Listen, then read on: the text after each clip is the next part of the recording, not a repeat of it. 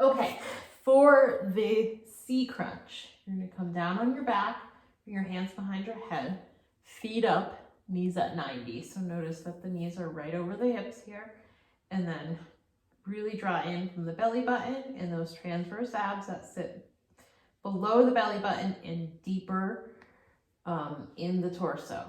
From there, with resistance, like somebody's pushing you back down, you're just doing crunch with a little bit of a reverse crunch. So notice how minimal that movement is.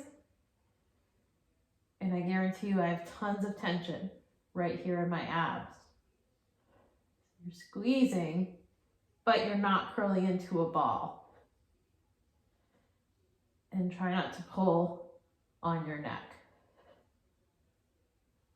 Okay?